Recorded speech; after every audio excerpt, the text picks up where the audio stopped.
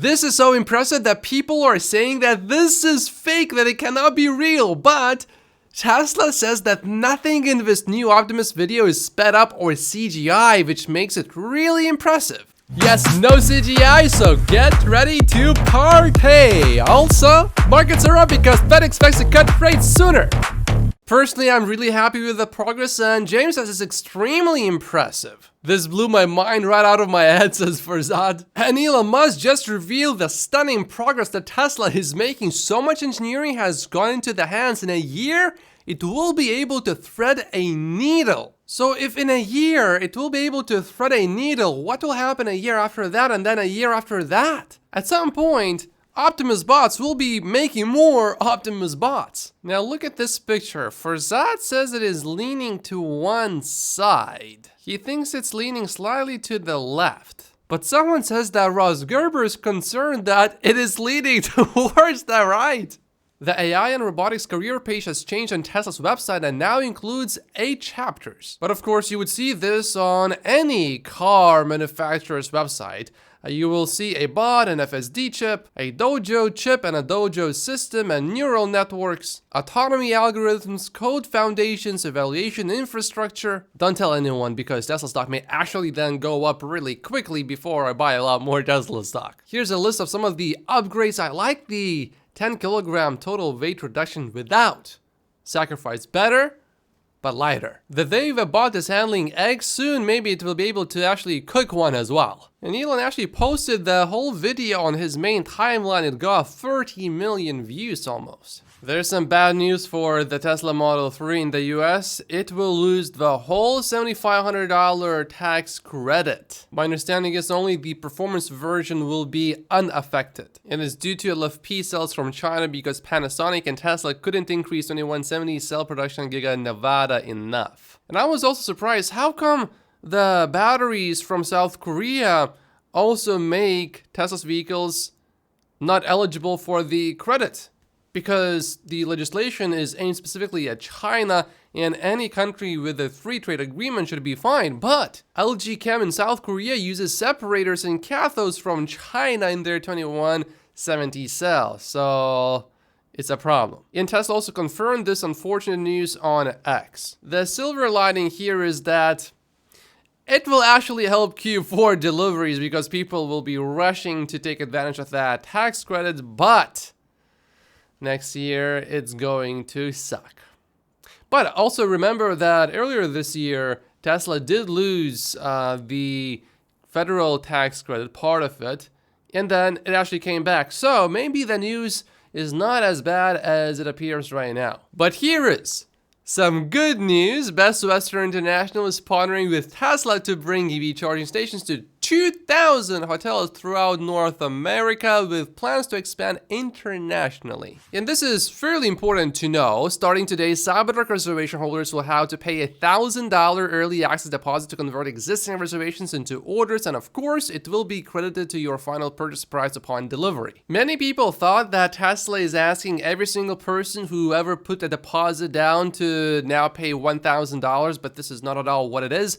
Tesla is just asking you to put $1,000 down if they just invited you to configure your Cybertruck, which should be a limited number of people. Tesla just wants to know that you are indeed serious and that you will not turn down the delivery last minute. Here is clear evidence of brand damage. To be more specific, brand damage that Tesla is doing to other brands, because Tesla has surpassed Ford to become the most searched auto brand in the US according to Compare the Market data. Tesla has gone from not making the rankings at all in 2022 to second place in 2023, with 29 of 155 countries listing Tesla as their #1 car brand in Google Trends. So much brand damage, and Toyota is #1 for now, but you know, Tesla is going to do some brand damage to Toyota too, and that will change. This does not mean, though, that there aren't more people that view Tesla negatively. The number of people that don't like Tesla has certainly increased, but the number of people that like Tesla has also increased. There's a debate between James and Farzad. I think everyone who claimed Tesla will suffer from massive brand damage in 2023 needs to come out and admit they were wrong.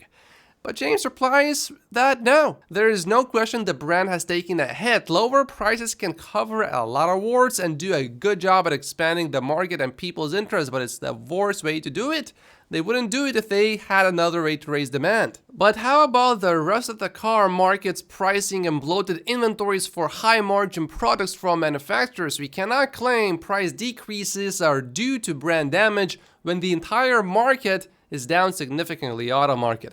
Why do you say prices are down dramatically? As James, volumes are up and prices are up from a market perspective year over year. But then Farzad asks, is this pricing and volume to dealerships or out of dealerships to customers? There's a big difference, but in the end, really, it's just a delay of maybe, let's say, 3 to 6 months. Eventually, you still get the same data, but just much later. The pricing info is new vehicle transaction prices from dealerships to consumers. The volume info, though, is cited from wholesale numbers. 2023 is in blue, and as you can see, especially in the last few months, we are setting new record high sales compared to the last few years. But Farzad pushes back against James again. Sales are up, yes, but our prices? I don't see prices on there unless I'm missing it. In November, average selling prices on the market declined by 1.5% year over year. Tesla was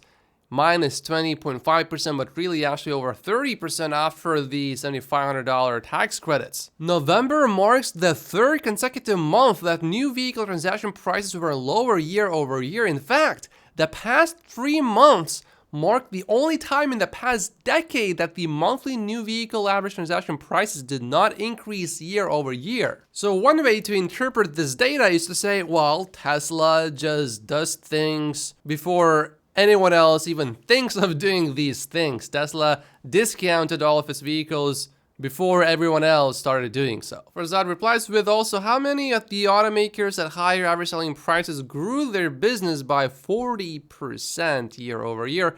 Pricing should not be looked at as a measure of brand damage. In my opinion, net brand damage would result in lower sales, period. But Tesla did discount prices quite a bit more. To claim brand damage is to claim that you can grow and have a damaged brand at the same time, says Farzad. That's not brand damage, that's viewing the brand through political lenses. Wow, look at that crumple zone. It's not about the size of your crumple zone, it's about how you use it, says Tesla. But in a high-speed collision, Cybertruck's front underbody casting is designed to break into small pieces, which helps with the impact. But some will say, all I see here is Tesla's autopilot failing to detect a wall and then crashing, causing possibly a lethal crash. You are for sure to hear that from some Tesla bears. Oh, look at this. A bunch of Cybertrucks lined up at Giga Texas today. Well, technically yesterday. 6 southbound and 9 fresh finished trucks on the east side wall. Oh, and looking at today, we have 24 Cybertrucks, so that's good. Seeing so many Cybertrucks in one place makes me think that we are at war. They look like tanks. And while a Cybertruck did get stuck yesterday, the production does not seem to be stuck. On the other hand, this Ford pickup truck is completely stuck in a place where you would think you would not get stuck. How is that even possible? But somehow they did it. Well, this is becoming more official now. Tesla has officially obtained the permits to start construction of its Giga Mexico plant. They are saying construction could start in the next few weeks, but it's up to Tesla to decide. I feel like we have heard something like this multiple times. So I say there's pretty much no news here other than, oh yeah, there's progress made, certainly. But when will actual groundbreaking begin? But anyway, I'm happy to see this progress here. This is quite disgusting. Tesla supposedly is recalling 2 million vehicles, and all of the big outlets are covering it. But here's what's actually going on. Tesla to send out an over-the-air software update that will incorporate additional controls and alerts to those already existing on affected vehicles to further encourage the driver to adhere to their continuous driving responsibility whenever autosteer is engaged. The way I think about a recall is, for you to do a recall, something needs to be broken. Not just improved, but broken. There's nothing broken with Tesla's vehicles. And look at this headline. Elon Musk Tesla recalls 2 million cars in the US over autopilot defect. At least pretty early in the article, they say that it will be fixed over the air. This is a better way to cover it. Tesla recalls 2 million cars. Why it's not a big deal. I still don't like the word recall here. It could just say Tesla recalls 2 million cars, but it's just a software update. And like and subscribe if you haven't yet, and I will see you in the next video. Thank you so much for watching.